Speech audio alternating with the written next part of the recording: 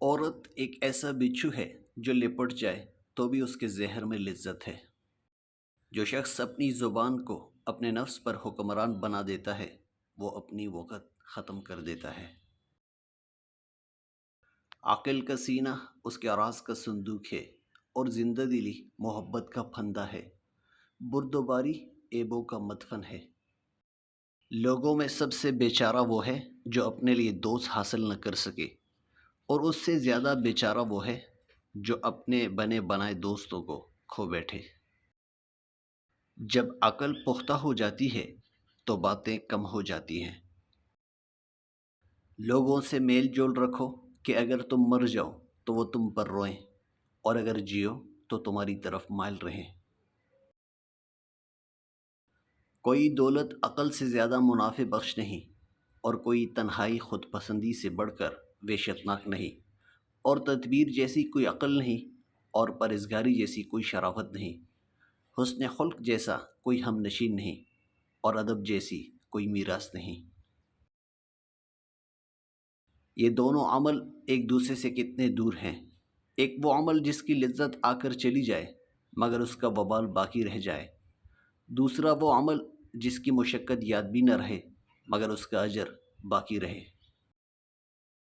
جس نے اپنی رائے کو ترجیح دی وہ ہلاک ہو گیا، اور جس نے دوسروں سے مشورہ کیا وہ ان کی عقلوں میں شریک ہو گیا۔ جو شخص اپنے آپ سے راضی رہتا ہے اس پر ناراض ہونے والے بڑھ جاتے ہیں۔ عورتوں کی بہترین اور مردوں کی بدترین خصلتیں یہ ہیں: تکبر، بزدلی اور کنجوسی۔ چنانچہ عورت جب متکبر ہوگی تو اپنا نفس کسی کے قابو میں نہ دے گی، اور کنجوس ہوگی تو اپنے شوہر کے مال کی حفاظت کرے گی، اور اگر بزدل ہوگی تو ہر ایسی چیز سے خوف کھا جائے گی جو اس کی راہ روکے۔ دنیا کی مثال سانپ کی سی ہے جسے چھوئیں تو نرم لگتا ہے مگر اس کے اندر زہر قاتل ہوتا ہے۔ فریب خوردہ جاہل اس کا گرویدہ ہو جاتا ہے، لیکن ہوش مند عاقل اس سے بچ کر رہتا ہے۔ بے وفاؤں سے وفا کرنا خدا کے یہاں بے وفائی ہے، اور بے وفاؤں سے بے وفائی کرنا خدا کے نزدیک وفا ہے۔ غموں کے کانٹوں اور دکھوں کی دھول سے اپنی آنکھوں کو بند کر لو، ورنہ کبھی خوشی سے زندگی بسر نہیں کر سکو گے۔ جس نے تجھے ذلیل سمجھا، اگر تجھے عقل ہے تو بے شک اس نے تجھے فائدہ پہنچایا۔ ہر ایک بات میں ہاں ملانا منافقوں کی خصلت، اور ہر بات میں اختلاف کرنا باعث عداوت ہے۔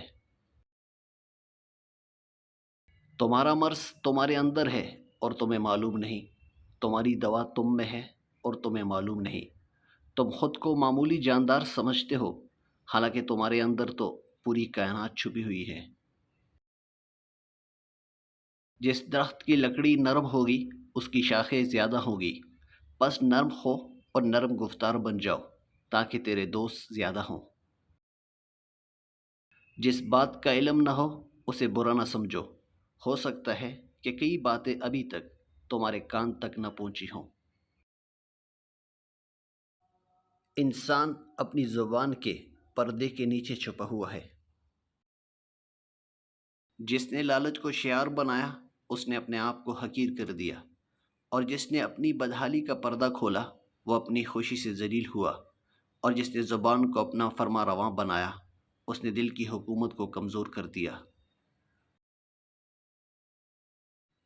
زیادہ خاموشی سے وقار پیدا ہوتا ہے۔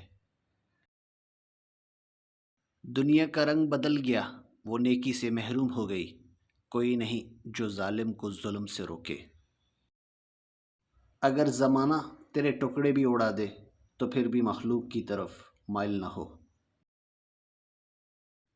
حماقت کیا ہے؟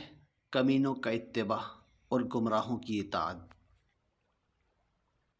وقت آ گیا ہے کہ مومن سچائی کی راہ میں بے چین ہو کر نکل پڑے اور اپنا سب کچھ اللہ کی راہ میں قربان کر دے۔ جب تم جان لو کہ تم حق پر ہو تو پھر نہ جان کی پرواہ کرو نہ مال کی۔ جلد بازی حماقت ہے اور یہ انسان کی بدترین کمزوری ہے۔ کسی شے کی زیادہ خواہش اور ہرس محض بری ہی نہیں، مہلک بھی ہوتی ہے۔ جو کوئی اپنے مذہب کو قیاس کے ترازو میں تولتا ہے وہ ہمیشہ شکوک و شبہات میں پڑا رہتا ہے۔ جس کام کو پورا کرنے کی طاقت نہ ہو اسے اپنے ذمے مت لو۔ وہ سب رخصت ہو گئے جن سے محبت تھی، اور اب میں ان لوگوں میں ہوں جو مجھے پسند نہیں۔